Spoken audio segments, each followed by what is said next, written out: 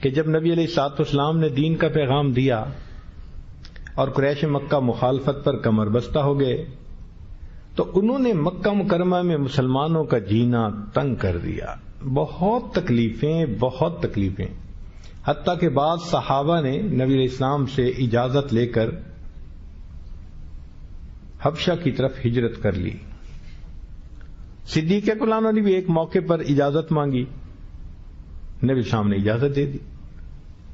اب صدیق اکبر حبشہ ہجرت کی نیت سے نکل پڑے مکہ مکرمہ سے باہر.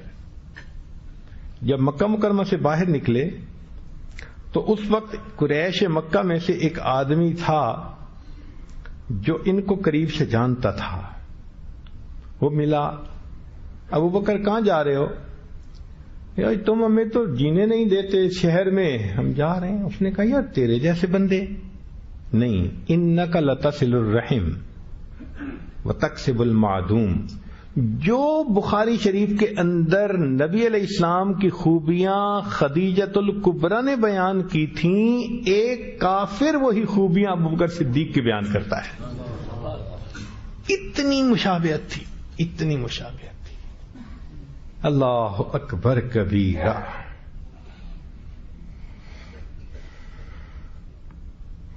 چنانچہ جب فارس فتح ہوا تو صحابہ رضی اللہ عنہم کھانا کھا رہے ہیں دسترخوان کے اوپر. سیدنا حذیفہ بن الیمان رضی اللہ عنہ کے ہاتھ سے ایک لقمہ گر گیا دسترخوان پہ, انہوں نے اٹھا لیا اور اس کو کھا لیا. ادب بھی یہی ہے, سنت بھی یہی ہے. جب وہ اس کو کھانے لگے تو ساتھ ایک دوسرے ساتھی بیٹھے ہوئے تھے, وہ کہنے لگے دیکھو یار یہاں کے امراء کھڑے دیکھ رہے ہیں, یہ اس چیز کو معیوب سمجھتے ہیں, کہیں گے کہ دیکھو مسلمانوں کی عادتیں اچھی نہیں ہیں, ایٹیکیٹس اچھے نہیں ہیں. تو جب انہوں نے یہ بات کی تو حذیفہ رضی اللہ عنہ نے آگے تاریخی جواب دیا, سونے کی سیاہی سے لکھنے کے قابل ہے. فرمایا اَأَتْرُكُ سُنَّةَ حَبِيبِي لِهَٰؤُلَاءِ الْحُمَقَاءِ, ان احمقوں کی وجہ سے میں اپنے محبوب صلی اللہ علیہ وسلم کی سنت کو چھوڑ دوں گا. اندازہ لگائیے ان کے دل میں نبی علیہ الصلوۃ والسلام کی سنت کی کتنی قدر ہوتی تھی. اس لیے قالن اور حالن انسان نبی علیہ السلام کی ہر سنت کو اپنائے. چنانچہ کسی بزرگ کا شعر ہے, وہی سمجھا جائے گا شیدائے جمال مصطفیٰ, وہی سمجھا جائے گا شیدائے جمال مصطفیٰ, جس کا قال قال مصطفیٰ ہو حال حال مصطفیٰ. تو قال بھی سنت کے مطابق اور حال بھی سنت کے بنا. چنانچہ ہماری اس امت کی تاریخ کو پڑھ کے دیکھ لیں, ہر دور میں اور ہر زمانے میں ایسے اللہ سے ڈرنے والے متقی حضرات کی ایک جماعت رہی ہے جو سنتوں پر عمل کرنا اپنی سعادت سمجھا کرتی تھی. نبی علیہ الصلوۃ والسلام سے لے کے آج تک دنیا میں کوئی ایک لمحہ ایسا نہیں آیا کہ پوری دنیا میں سنت کے مطابق ڈھلنے والی کوئی شخصیت ہی موجود نہ ہو. ایسا کبھی نہیں ہوا. تسلسل ہے امت کے اندر, اور یہ امت کو اللہ رب العزت نے ایک اعزاز بخشا ہے. ہمارے اکابر کتنا سنت کے مطابق ہوتے تھے. سن لیجئے, عبداللہ ابن مبارک رحمۃ اللہ علیہ امام اعظم ابو حنیفہ رحمۃ اللہ علیہ کے یہ شاگرد تھے, جو امام صاحب کے 40 خاص شاگرد تھے, بڑے بڑے فقہا علماء جو استنباط مسائل میں شریک ہوتے تھے, ان سے بحث کرتے تھے اور بالآخر ایک مسئلے کو فائنل کیا جاتا تھا. اس لیے کہتے ہیں کہ حنفی جو فقہ ہے وہ شورائی فقہ ہے, وَأَمْرُهُمْ شُورَىٰ بَيْنَهُمْ. یہ اعزاز ہے اس فقہ کا کہ 40 حضرات سب اس پر بحث کرتے تھے, دلائل دیتے تھے, بالآخر ایک کے اوپر سب اکٹھے ہو جاتے تھے اور اس مسئلے کو فائنل کیا جاتا تھا، اور زید جلانو ایک امام تھے، وہ اس کو لکھ لیا کرتے تھے۔ خیر، اب اس مجلس مشاورت میں کیسے لوگ تھے؟ اللہ اکبر، امام ابو یوسف رحمت اللہ علیہ جیسے کثیر الحدیث عالم تھے، ان کا لقب تھا المنصف فی الحدیث۔ یہ امام ابو یوسف کا ان کو لوگوں نے لقب دیا ہوا تھا۔ امام محمد رحمت اللہ علیہ جو اجتہاد کے ماہر تھے وہ بھی اس میں موجود تھے۔ امام ظفر رحمت اللہ علیہ جو قیاس اور استحسان کے بادشاہ تھے وہ بھی ان میں تھے۔ داؤد طائی رحمت اللہ علیہ جو تقوی کے پہاڑ تھے وہ بھی اس میں موجود تھے۔ ایسے ایسے حضرات تھے با خدا لوگ، علم کے پہاڑ، جبال العلم جن کو کہا جاتا ہے، اور یہ سب حضرات مل کر مسائل کا استنبال کرتے تھے۔ ان میں ایک تھے عبداللہ ابن مبارک رحمت اللہ علیہ۔ ان کے بارے میں اسماء الرجال کی کتب میں محدثین نے جتنے تعریفی کلمے لکھے ہیں اگر جمع کر لیں تو شاید امام بخاری کے بارے میں بھی ایسے کلمے نہ لکھے گئے ہوں۔ ان کو امیر المؤمنین فی الحدیث بھی لکھا گیا ہے۔ ایک وقت میں 40,000 طلباء ان سے حدیث پاک پڑھا کرتے تھے۔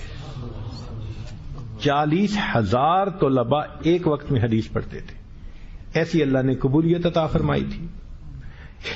ان کے ایک دوست تھے اسماعیل رحمت اللہ علیہ، وہ کہتے ہیں کہ مجھے بڑا عرصہ یہی خیال آتا رہا کہ میں ان کی زندگی کو قریب سے دیکھوں، تو کہتے ہیں کہ میں نے ان کی زندگی کو 3 سال دن رات بہت قریب سے دیکھا، اور قریب سے دیکھنے کے بعد میں اس نتیجے پر پہنچا کہ عبداللہ ابن مبارک رحمت اللہ علیہ میں اور صحابہ رضی اللہ تعالی عنہم میں صرف ایک فرق ہے کہ صحابہ کو محبوب کے دیدار کی سعادت حاصل تھی، وہ سعادت عبداللہ ابن مبارک کو حاصل نہیں۔ اس کے علاوہ ان کی زندگی اور صحابہ کی زندگی میں مجھے کوئی فرق نظر نہیں آیا۔ ایسی سنت کی اتباع ہوتی تھی۔ قریب کے زمانے میں دیکھنا چاہیں، ہمارے اکابر علماء دیوبند کی زندگیوں کو دیکھ لیجئے، ایسا عشق تھا سنت سے ہر چیز میں۔ چنانچہ حضرت مولانا قاسم نانوتوی رحمت اللہ علیہ، حاکم وقت نے ان کو گرفتار کر کے پھانسی دینے کا حکم دے دیا۔ اللہ کی شان کے جو پکڑنے کے لیے سپاہی آیا وہ جانتا نہیں تھا۔ حضرت کھڑے تھے ایک جگہ تو آ کے کہنے لگا وہ قاسم کدھر ہیں؟ قاسم نانوتوی۔ اللہ رب العزت نے ان کو تفقہ دی ہوتی ہے، دین کی سمجھ دی ہوتی ہے، تو حضرت نے بات چیت شروع کر دی، 2 قدم اٹھائے اور کہا بھئی ابھی تو یہیں تھے۔ بات تو سچ ہے نا، 2 قدم آگے پیچھے ہو کے نا بات کرتے کہنے ابھی تو یہیں تھے۔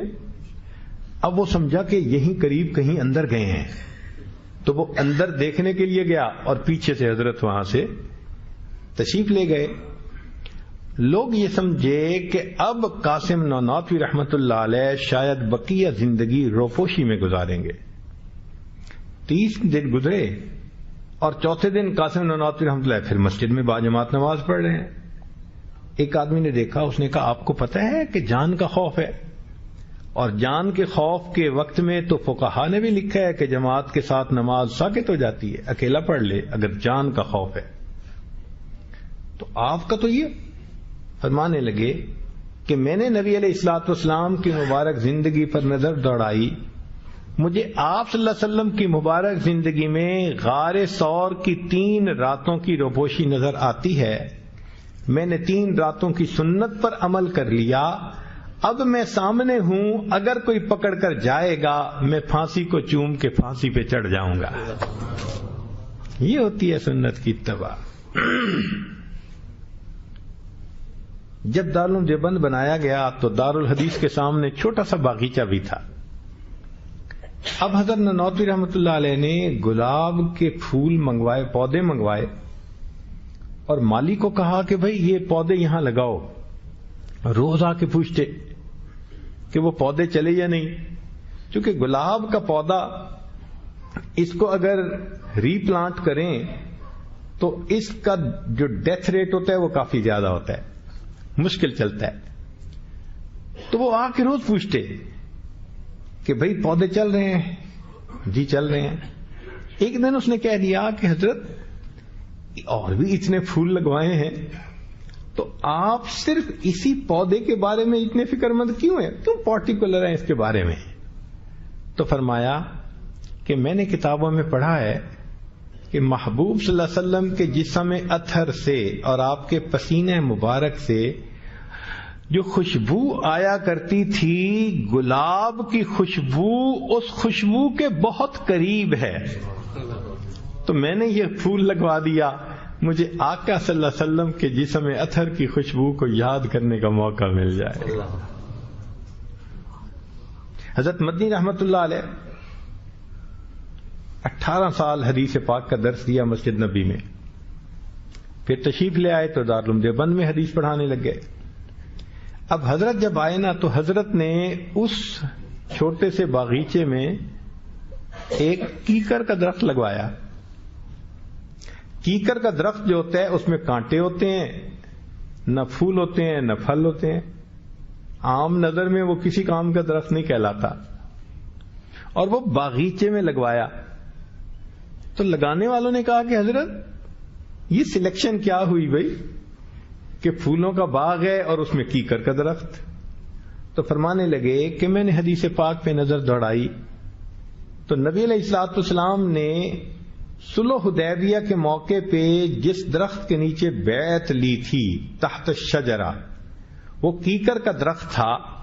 میں نے کیکر کا درخت اس لیے لگوایا کہ دارالحدیث آتے جاتے اس درخت کو دیکھوں گا, مجھے آقا کی یاد آیا کرے گی. حضرت مولانا رشید احمد گنگوئی رحمت اللہ علیہ سنت کے عاشق تھے. ان سے تعلق رکھنے والا ایک آدمی ایک دفعہ آیا اور کہنے لگا حضرت آداب. اتنا ناراض ہوئے کہ یہ تم نے طریقہ کہاں سے اخذ کر لیا, کیا تمہیں پتہ نہیں کہ نبی علیہ السلام نے السلام علیکم فرمانے کا حکم دیا ہے؟ اتنی سی بات کی بھی اصلاح کی. آخری عمر میں بینائی چلی گئی تھی, جیسے موتیا بند آ جاتا ہے تو انسان کی بڑھاپے میں بینائی چلی جاتی ہے, لیکن حضرت اس کے باوجود سرما ڈالتے تھے. تو کسی نے کہا کہ جی سرما تو ڈالتے ہیں بینائی تیز کرنے کے لیے, تو آپ تو بینائی بھی نہیں سرما بھی ڈالتے ہیں. فرمانے لگے تم بینائی تیز کرنے کی نیت سے ڈالتے ہوگے, میں تو آقا صلی اللہ علیہ وسلم کی سنت کی اتباع کی نیت سے ڈالتا. بینائی اگرچہ نہیں مگر سرما ڈال رہا ہوں کہ محبوب کی سنت پر عمل نصیب ہو جائے. اللہ اکبر کبیرہ. چنانچہ حضرت مولانا یحییٰ رحمت اللہ علیہ فرمایا کرتے تھے کہ سنت کے مطابق پاخانہ کر لینا سنت کے خلاف نفلیں پڑھنے سے بھی زیادہ افضل ہوا کرتا ہے. اندازہ لگائیں انہوں نے کنسپٹ کیا دیا کہ سنت کی اتنی وقت ہے, اللہ کے ہاں اتنا مقام ہے کہ بیت الخلاء سنت کے مطابق چلے جاؤ تو وہ اجر ملتا ہے جو خلاف سنت نفلوں کے پڑھنے پر بھی بندے کو نہیں مل سکتا. یہ ہمارے اکابر کی کیفیت تھی, اور وہ ظاہر باطن ہر سنت پر عمل کرنے والے تھے. یہاں تک کہ ان کی کیفیت یہ تھی کہ جو بندہ ان کو دیکھ لیتا تھا اس کو نبی علیہ الصلوۃ والسلام یاد آ جاتے. ہمارے ایک بزرگ تھے, تو ایک مرتبہ کسی نے کہہ دیا کہ حضرت نبی علیہ الصلوۃ والسلام کو خواب میں دیکھنے کی بڑی تمنا ہے. فرمان لگے بھئی خواب میں دیکھنا چاہتے ہو یا جاگتے ہوئے دیکھنا چاہتے ہو؟ سارے حیران ہو گئے کہ یہ کیا کہہ رہے ہیں کہ خواب میں دیکھنا چاہتے ہو یا جاگتے دیکھنا چاہتے ہو؟ اس نے کہا کہ حضرت جاگتے میں کیسے دیکھ سکتے ہیں؟ فرمانے لگے کہ تم سنت کے عاشق بن جاؤ، سر سے لے کے پاؤں تک تم سنت کے مطابق اپنے آپ کو ڈھال لو، حتیٰ کہ تمہاری کیفیت ایسی ہو جائے تم جہاں سے گزر جاؤ لوگوں کو مسلمانوں کے پیغمبر علیہ السلام یاد آ جائے۔ جب تم سنت میں یہ کمال حاصل کر لو گے، اللہ تعالیٰ تمہیں جاگتی آنکھوں کے ساتھ نبی علیہ السلام کا دیدار عطا فرما دے۔